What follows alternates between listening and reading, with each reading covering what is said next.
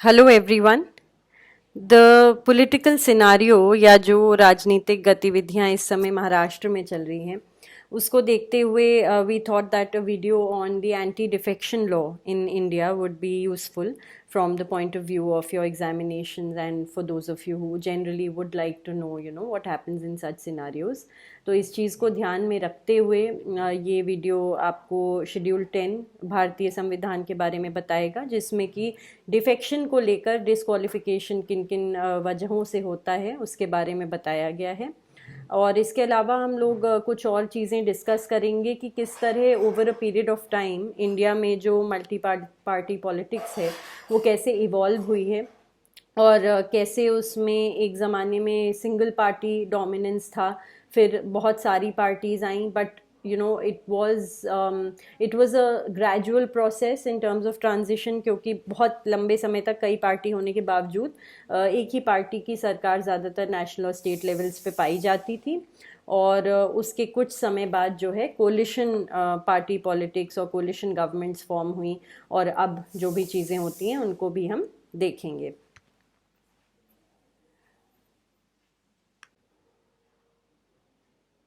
Now the picture that you see in front of you, आया राम गया राम हाय राम, ये एक जैसा कि आप देख सकते हैं अमूल का एक बैनर था।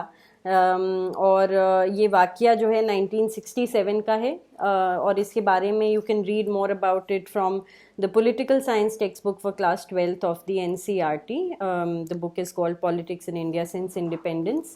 और इसका ये जो चैप्टर है challenges to and restoration of the Congress system, which is chapter 5, will be very very useful for you to understand the current scenario.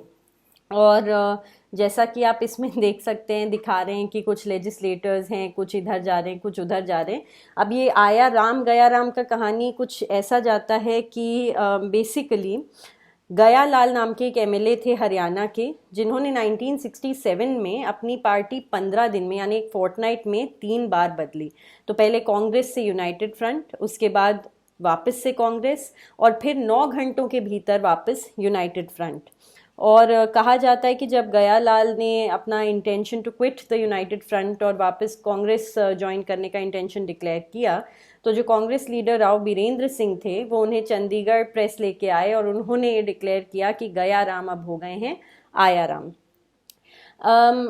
तो ये तो खैर एक आपके लिए थोड़ा लाइटर नोट पे हमने बताया, but basically these instances of floor crossing have become quite common, and this is of course in many ways it is harming democracy as well, leading to instability in the government, and to a great extent because you have to look at the reasons for floor crossing or changing of parties or splits and mergers as they come. If the reasons are genuine, of course that is what democracy entails. You should be able to voice your opinion and dissent. However, if the reasons are under a cloud themselves, then of course you have a problem there. Floor crossing ये जो शब्द, ये जो term है, ये इसलिए इस्तेमाल होता है क्योंकि आपने देखा होगा इवन अभी जो डिबेट्स चल रहे हैं उसमें काफ़ी बार ये कहा जा रहा है कि जो भी निर्णय होना है वह फ्लोर ऑफ द हाउस पे होगा। तो जब भी विधानसभा या आपका पार्लियामेंट होता है, आप देखते हैं कि जो वोटिंग होती है, जो डिबेट्स होते हैं, हाउस यानी कि जो सदन होता है उसके फ्लोर पे ये सारी चीज़ें की जाती हैं। That is what it means, you take to the floor और you vote when you're on the floor of the house. Floor crossing का मतलब ये होता है कि आप एक खेमे से दूसरे खेमे में जा रहे हैं एक तरह से, तो फ्लोर क्रॉसिंग का यहाँ पे वही मतलब है। तो ये जब भी होता है तो डिफेक्शन की बात अराइज हो जाती है कि क्या आप डिविएट कर गए हैं अपनी ओरिजिनल पॉलिटिकल आइडियोलॉजी और पार्टी से, तो उसी के बारे में डिफेक्शन लॉज हैं।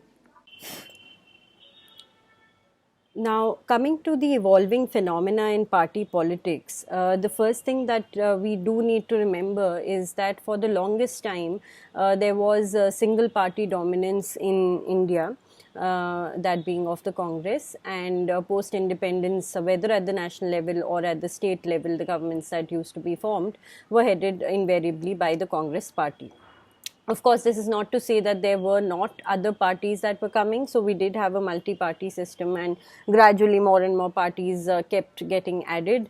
And this was quite expected, considering that we are a federal democracy, and therefore what you do see is that various regions also have various particular issues which are peculiar to that particular region. So, for example, there were a lot of parties in the south that emerged based on linguistic lines. There were a separate set of parties in the east, in the west, and in the north as well. उसी के साथ साथ अलग अलग ideology, socialism की, communism की, या फिर रिलीजियस लाइंस पे काफ़ी पार्टीज़ उस तरह से आती रहीं, इमर्ज होती रहीं. लेकिन एक चीज़ जो इन सभी पार्टीज़ को आफ्टर पॉइंट रियलाइज़ हुई, दे probably realized that because they were all at loggerheads with each other and amongst each other, they could never dethrone the Congress. So there was little chance of them coming to power if they kept squabbling over seats, etc. amongst themselves. तो ultimately इसको समझने के लिए आप बहुत simple सा गणित लगाते हैं. अज्यूम करते हैं कि कॉन्स्टिट्यूंसी है, और उस कॉन्स्टिट्यूंसी में उस ज़माने में कहते हैं 4 पार्टीज़. पार्टी सी कह देते हैं कांग्रेस को, पार्टी एक्स वाई जी हैं 3 और अलग अलग पॉलिटिकल पार्टीज़. अब वहाँ पर जो वोट्स मिलने हैं, कुल मिला के जो वोट्स की संख्या या इलेक्टोरेट की संख्या मान लीजिए कहते हैं 50 है. होता यूँ है कि वोट्स डिवाइड हो जाते हैं. क्यों? क्योंकि मान लेते हैं कांग्रेस को मिल जाते हैं 20 वोट्स, बचे 30 वोट. अब ये 30 भी इन तीनों में डिवाइड हो गए. तो पार्टी एक्स को मिल गए मान लीजिए 10 वोट, वाई को मिल गए 10, जेड को मिल गए 10. तो कुल मिला के तो 50 हो गए. देखने वाली बात ये भी है कि कांग्रेस को यहाँ पे नॉट इवन हाफ नहीं मिले. उस तरह से अगर देखा जाए 50 में से 25 भी नहीं मिले, लेकिन मेजॉरिटी उनको मिल गई. इस बात को पार्टीज ने रियलाइज किया कि हमारे वोट्स आपस ही में डिवाइड हो जा रहे हैं. इसलिए आप देखेंगे कि आगे जाके फिर इन लोगों ने ये डिसाइड किया कि हम किसी तरह के कोलिशन और अग्रीमेंट्स बनाएं. A lot of them, in fact, started forming anti-Congress fronts in many states, and they entered into electoral adjustments of sharing seats in others. And this was quite novel at that time, and it was quite unheard of. Parties resorting to something like seat sharing, क्योंकि every party wanted to have their stamp of authority on a particular electorate or seat, but in the long run, for the benefit of their parties, they decided on this. लेकिन ये collision governments जो form हो रही थी और जो अभी भी फॉर्म होती हैं, उनमें कुछ प्रॉब्लम्स इमर्ज होती आई हैं over a period of time. तो फॉर एग्जांपल 1967 में संयुक्त विधायक दल की गवर्नमेंट बनी बिहार में. अब इसमें 2 सोशलिस्ट पार्टीज़ थी, एसएसपी और पीएसपी, साथ ही सीपीआई लेफ्ट पे और जनसंघ राइट पे. आइडियोलॉजीज़ के इनकॉन्ग्रुएंट होने की वजह से अक्सर ये कोलिशंस बहुत लॉन्ग लास्टिंग नहीं होते हैं, because there is nothing that is really tying you to stay in that alliance other than probably the power that you seek. Also for the electorate it becomes a confusing gamble then, because who are you voting for? That is the question. Are you voting for a particular candidate? Are you voting for a particular party or its ideology? Or how do you then decide when that particular legislator whom you elected or you voted for decides to part ways with the party for which you voted? तो ये issues आने लगे. Defection का यही मतलब है कि उस पार्टी से डिविएट करना in whichever way. It could be a very very express split और मर्जर, और it could be something that is a bit more implied, when you start voting against your party line and so on and so forth. इस वजह से फिर law का आना ज़रूरी हो गया, और ये डिसाइड किया गया कि लॉ लाई जाएगी. जो रिजॉर्ट पॉलिटिक्स आप शब्द देख रहे हैं, रिजॉर्ट पॉलिटिक्स इसलिए सामने आया बिकॉज ये महसूस किया गया कि a lot of times, and as you must be witnessing in the news, it became normal for legislators who were, जिन्हें बागी एमएलए आप पढ़ रहे होंगे अखबारों में और न्यूज़ में, या रिबेल एमएलएस कहा जाता है. they decided that it's safe for us to be in some other place where we will not be influenced, so to speak, और हमारा जो हम ये डिसाइड किया है हमने डिफेक्ट करने का, वो एज इट इज़ रहेगा. तो ये सारी चीज़ें जो हैं वो धीरे धीरे इवॉल्व हुई हैं। अब जो केस लॉ सबसे इम्पॉर्टेंट हो जाता है, and the reason why we are not first discussing schedule 10 of the Indian constitution, जिसके बारे में इनफैक्ट एक केस लॉ था। रीज़न ये है कि इस केस लॉ में कुछ ऐसी बातें कही गई ऑनरेबल सुप्रीम कोर्ट के द्वारा, और जजमेंट जब आप पढ़ेंगे तो आपको देखने को मिलेगा, which will help you understand कि अल्टीमेटली ये जो एंटी डिफेक्शन के प्रोविजंस हैं या ये जो प्रोविज़न फॉर डिसक्वालिफिकेशन है ये क्यों आया ही। तो इसमें सबसे पहला जो इम्पोर्टेंट बात बोली गई इस पर्टिकुलर जजमेंट में, तो ये कहा गया कि एक कोई भी पॉलिटिकल पार्टी होती है, it functions on the strength of shared beliefs. Its own political stability and social utility depends on such shared beliefs and concerted action of its members in furtherance of those commonly held principles. अब होता क्या है, अगर कोई भी political party है और उसके मेंबर्स हैं, अगर any freedom of its members to vote as they please independently of the political party's declared policies, it will not only embarrass its public image and popularity but also undermine the public confidence in it, which in the ultimate analysis is its source of sustenance or of its very survival. तो ये बात तो given है कि intra party debates important हैं, होने भी चाहिए, होते भी हैं, लेकिन एक public image of disparate stands by members of the same political party is not looked upon in political tradition as a very desirable state of things. इसी बात को ध्यान में रखते हुए जो आपका 10th शेड्यूल है, it gives effect to this principle and sentiment by imposing a disqualification on a member who votes और abstains from voting contrary to directions issued by the political party. लेकिन इसको इतना फ्लेक्सिबल रखा गया है कि 2 scenarios में उन्हें एग्जेम्पशन भी मिल जाता है. अब वो कैसे मिलता है? सबसे पहले when the member obtains permission from the political party prior to the vote as to how he or she is going to vote or to abstain from voting, और दूसरा ये when the member has voted without obtaining such permission but his action has been condoned by the political party.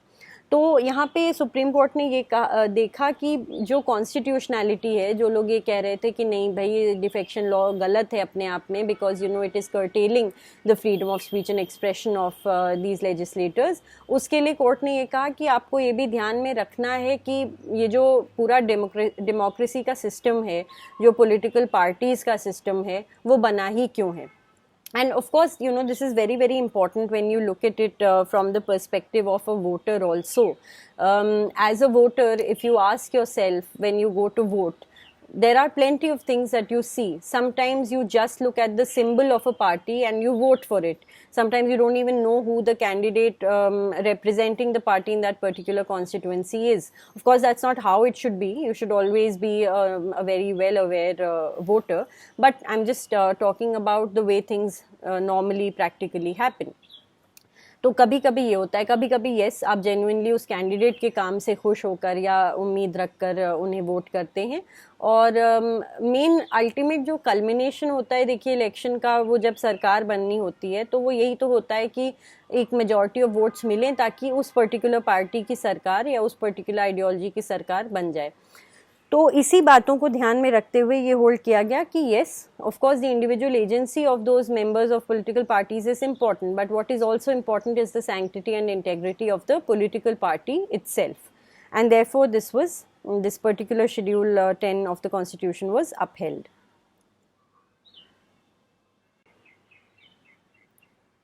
Now in this particular judgment, what was also discussed is that the provisions in the 10th schedule give recognition to the role of political parties in the political process. क्योंकि उसमें ये कहा गया कि a political party goes before the electorate with a particular program and it sets up candidates at the election on the basis of such program. So a person who gets elected as a candidate set up by a political party is so elected on the basis of the program of that political party. तो इसी वजह से ये जो provisions anti defection के बनाए गए, they proceed on the premise that political propriety and morality demand that if such a person after election changes his affiliation and leaves and a political party which had set him up as a candidate at the election, then he should give up his membership of the legislature and go back to the electorate.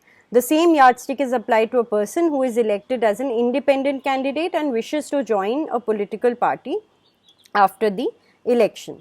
तो इसी बात को ध्यान में रखते हुए जो भी चेंजेस किए गए वो किए गए, और जो भी एंटी डिफेक्शन लॉ लाई गई वो इसी चीज़ को मद्देनज़र रखते हुए लाई गई।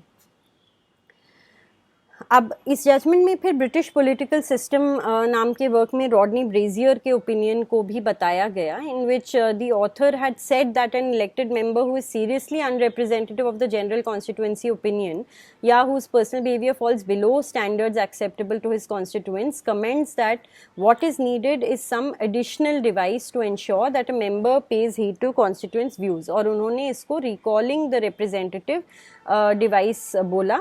और इस केस में जब हम लोग आगे देखेंगे तो वही डिस्क्वालिफिकेशन उसमें आता है। इन्होंने बताया कि भाई a member might have misused his membership of the house से फॉर पर्सनल फाइनेंशियल गेन्स, या फिर a member who changed his party but decline to resign his seats and fight an immediate by election, ऐसा भी हुआ हो सकता है।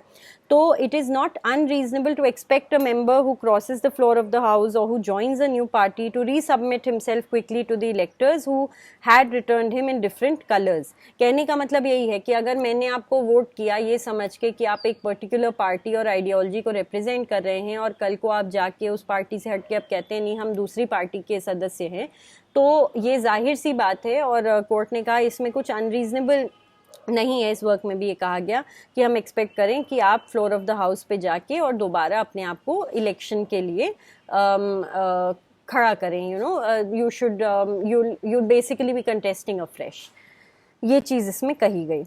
तो indeed in a sense an anti-defection law is a statutory variant of its moral principle and justification underlying the power of recall, और जैसे कि ये वाला justification है वैसे ही it would justify provision for disqualification for defection।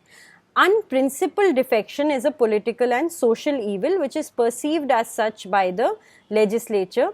The anti-defection law seeks to recognize the practical need to place the proprieties of political and personal conduct whose awkward erosion and grotesque manifestations have been the base of the times above certain theoretical assumptions which in reality have fallen into a morass of personal and political degradation। तो जब आप पढ़ेंगे भी जो भी rulings आती रहती हैं आए दिन डिफेक्शन पे या डिस्क्वालिफिकेशन पे, उसमें ये जानना बहुत ज़रूरी होता है कि what is the reason for you moving और dissenting from that party to another, और just splitting all together and deciding to form your own group. And the reason is this, like if your reasons are genuine then it's a different issue, but if your reasons are simply to grab power or to bring some other party in power in a particular state or at the center, तो उस चीज़ को फिर उस light में देखना ज़रूरी हो जाता है। You cannot be protected just because you say that it is your democratic right to dissent। अब आ जाते हैं schedule 10 of the Indian constitution पे। तो ये जो 10th शेड्यूल था ये आपका 52nd कॉन्स्टिट्यूशनल अमेंडमेंट एक्ट के थ्रू लाया गया 1985 में, और इसमें कई चीज़ें बताई गई, जैसे फॉर एग्ज़ाम्पल जो डिफेक्शन वाली लॉज होती हैं वो तब भी अप्लाई होंगी जैसा कि Ravi S Naik versus union of India में माननीय सर्वोच्च न्यायालय ने होल्ड किया। The word voluntarily given up his membership are not synonymous only with resignation, they have a wider connotation. तो अगर कोई व्यक्ति वॉलंटरीली अपनी मेंबरशिप गिव अप कर रहा है even though he has not tendered his resignation from the membership of the party, तब भी अगर उसकी एक्टिविटी से ऐसा इन्फर हो रहा है कि yes that person has voluntarily given up his membership of the party, तो आप उसे उस नज़रिए से देखेंगे and it may render him और हर liable to disqualification। Another scenario would be where there is a nominated member and he or she decides to join a political party, say after 6 months of him or her becoming a member of the assembly। And then the third thing is if you are elected as an independent candidate and you decide to join some political party। लेकिन कुछ exceptions provided थे, law ने ये recognise किया कि भाई ऐसा scenario हो सकता है कि मान लीजिए पार्टी में ही कुछ गलत चल रहा हो and the people who form that party do not quite agree with what's going on and they want to form a separate group और want to join another party, तब क्या? तो पहले यूँ होता था कि आपका जो स्प्लिट होता था 1/3 मेंबर्स का और मर्जर होता था 2/3 मेंबर का, तो कहा जाता था कि हाँ ठीक है, this will not render them liable for disqualification.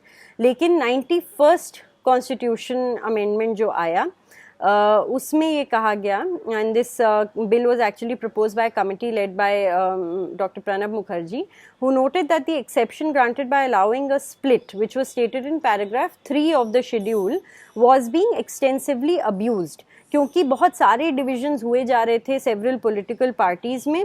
और होता क्या था, कमिटी ने ऐसा माना कि the promise of personal benefit influence defections and resulted in political horse trading. इसीलिए 1 जनवरी 2004 को प्रेसिडेंशियल अप्रूवल मिला इस पर्टिकुलर कॉन्स्टिट्यूशन अमेंडमेंट बिल को, और इसे गजेट में 2 जनवरी 2004 को नोटिफाई कर दिया गया that this particular kind of split of 1/3 members will no longer give you any kind of protection against disqualification. On the other hand, there is an exception that is still provided. तो इस particular exception में ये बोला गया कि अगर आप 2/3 का नंबर ले आते हैं, तब फिर जो है आपको डिस्क्वालिफिकेशन के लिए आप लाइबल नहीं होंगे।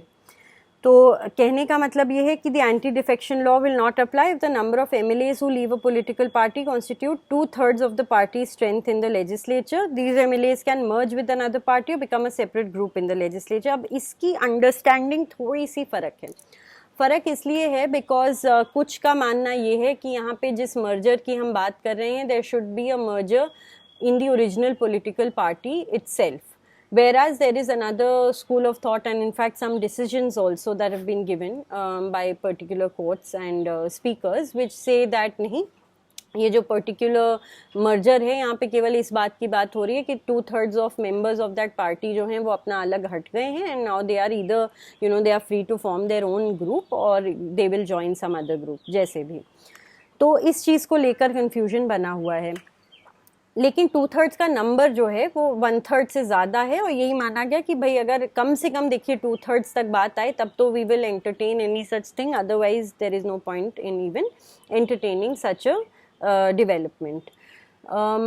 But as you would see what is happening in Maharashtra now, तो न्यूज़ में कई बार ये बात उठाया जा रहा है, ये सवाल उठाया जा रहा है कि अगर नंबर्स हैं रिबेल एमएलएज के पास, तो फिर वो जाके असेंबली में क्यों नहीं मतलब एक मोशन मूव करें नो कॉन्फिडेंस का, और क्यों नहीं सरकार गिराने की कोशिश कर रहे हैं and all that. There are two things here. The first thing is that the battle is very much being fought in a legislative color from both sides. On the one hand, the Shiv Sena has submitted a list of names of its rebel MLAs, some of its rebel MLAs, to the deputy speaker. Maharashtra currently doesn't have a speaker, it has the deputy speaker who is functioning pro tem. तो उनको कुछ नाम दिए गए हैं उन disqualify करने के लिए। ऑन दी अदर हैंड जो रिबेल एमएलएज हैं उनका ये मानना है कि ये जो डेप्यूटी स्पीकर के ही अगेंस्ट 2 एमएलएज ने ये बोला है, 2 इंडिपेंडेंट एमएलएज हैं, उनका ये कहना है कि he is not entitled to rule on this as of now because we are moving a no confidence motion against the deputy speaker himself. तो ये हुआ एक complication. The other complication is that currently as you know the rebel MLAs are all in Guwahati, most of them who are not moving. तो जो गुवाहाटी में है, अब ये कहा जा रहा है कि once they come back to Maharashtra there will be a lot of other factors at play, which of course one of them is the Shiv Sena being the stronghold of it has a very strong hold in Maharashtra, number one. Number two, the Thackeray family has been associated with the Shiv Sena for so long, and therefore trying to break away from that image, these legislators may actually be risking quite a bit.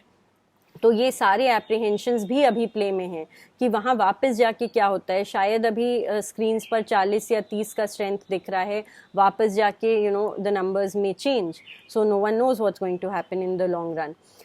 तो ये सारी possibilities हैं। और जहाँ तक सवाल रहा timeline का, this another question that's being raised कि कितने समय बाद कुछ भी क्लियर हो पाएगा। तो बात ये है कि देखिए इसके लिए कोई क्लियर टाइमलाइन नहीं है।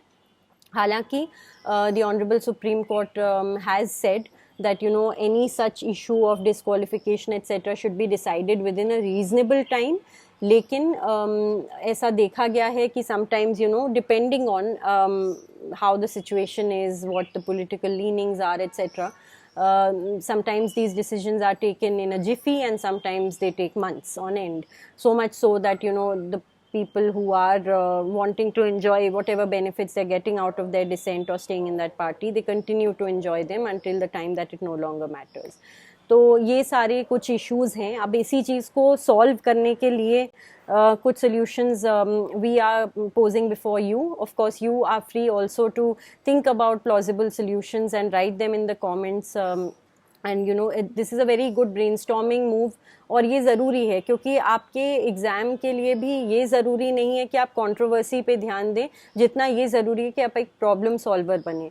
तो अगर हमने कुछ लूप होल्स देखे तो अब हम उन्हें कैसे सॉल्व करने की क्षमता रखते हैं उसके बारे में है. तो ये चीज़ में सबसे पहले ऑफ कोर्स डिस्क्वालिफिकेशन का मूव है ही है. How soon you move for disqualification and what are the grounds on which you are moving that. The second thing is there needs to be a timeline for taking decisions on such disqualification so that these provisions are not rendered toothless tigers. The third thing is the reasons for crossing the floor should be very, very transparent, and the electorate should also be in the know. And unless and until the electorate is empowered enough and wise enough, democracy will be rendered futile in the long run. So that is important.